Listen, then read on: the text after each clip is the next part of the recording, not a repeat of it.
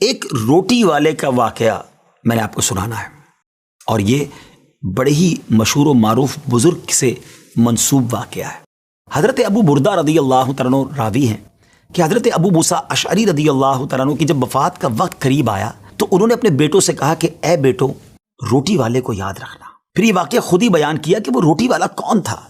آپ نے کہا کہ ایک شخص تھا جس نے 70 سال اللہ کی عبادت کی، بڑی عبادت کی، مگر 70 سال بعد جب وہ باہر آیا تو شیطان نے اس کو بہکایا اور وہ ایک عورت کے فتنے میں مبتلا ہو گیا۔ 7 دن اور 7 راتیں وہ اس عورت کے ساتھ رہا، غلط کام ہو گئے۔ اب اس کو پھر شرمندگی ہوئی کہ یہ میں نے کیا کیا، 70 سال عبادت کی اور یہ 7 دن اور 7 راتیں میں نے گناہ میں گزار دی۔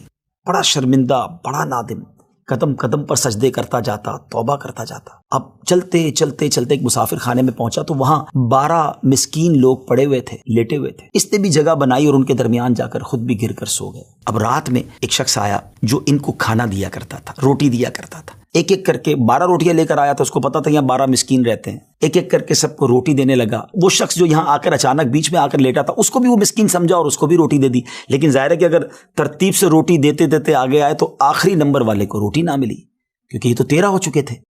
تو بانٹنے والے سے اس مسکین نے کہا کہ تم نے آج مجھے روٹی کیوں نہیں دی؟ اس نے کہا میں نے تو سب کو ایک ایک روٹی دی، کسی کو 2 نہیں دی۔ کہا تم مجھے روٹی نہیں دے رہے ہو؟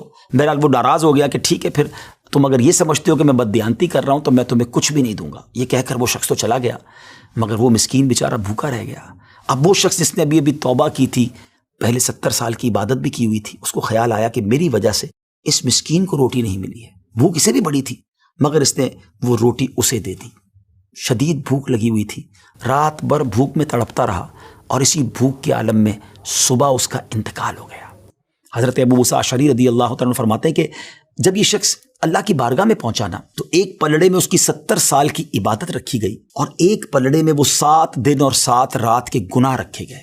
تو فرمایا کہ وہ گناہ جو تھے وہ 70 سال کی عبادت سے آگے بڑھ گئے، یعنی اب اس کے لیے گویا حکم ہو سکتا تھا کہ وہ جہنم میں جائے، مگر ان 7 دن کے گناہوں کے سامنے وہ روٹی رکھی گئی، اور اس روٹی کی برکت سے، کیونکہ وہ اخلاص کے ساتھ ایثار کی گئی تھی، مسکین کی مدد کی گئی تھی، وہ 7 دن کے بڑے بڑے گناہ معاف کر دیے گئے اور وہ جنت میں چلا گیا۔ پھر آپ نے اپنے بچوں سے کہا بیٹا روٹی والے کو یاد رکھنا۔ ناظرین، یہ واقعہ واقعی دلوں کے تار چھیڑ دیتا ہے۔ 2 باتیں سیکھنی ہیں کہ بعض اوقات کچھ لوگ کہتے ہیں یار میں نہیں بہک سکتا، میں تو بڑے اچھے ماحول میں ہوں۔ نہیں جناب، شیطان نے بڑوں بڑوں کو بہکا دیا ہے۔ ہمیں اپنی صحبتیں اچھی کرنی ہوں گی، اللہ کریم سے شیطان کے مقابلے میں پناہ مانگنی ہوگی اور اپنے آپ سے ڈرتے رہنا ہوگا کہ نہیں میں بھی گناہوں میں مبتلا ہو سکتا ہوں، مجھ سے بھی کوئی بڑا گناہ کہیں نہ ہو جائے۔ توبہ کرتے رہیں، ڈرتے رہیں، خوف رکھیں اور اچھی صحبت اپنائیں۔ اور دوسری بات، صدقہ جو ہے نا وہ گناہوں کو مٹا دیتا ہے۔ صدقہ اللہ کی بارگاہ میں بڑا پسندیدہ ہے، غریبوں کی مدد کرنا یہ اللہ کو بڑا پسند ہے۔ ہمیں بھی چاہیے کہ وقتاً فوقتاً اپنے غریب پڑوسیوں، غریب رشتہ داروں، غریب مسلمانوں کی مدد کرتے رہیں۔ اور دعوت اسلامی کا شعبہ FGRF سبحان اللہ دکھیارے مسلمانوں کی شاندار انداز میں مدد کرتا ہے۔ سیلاب زدگان کی مدد کتنے بڑے پیمانے پر کی گئی، اور یہ سارا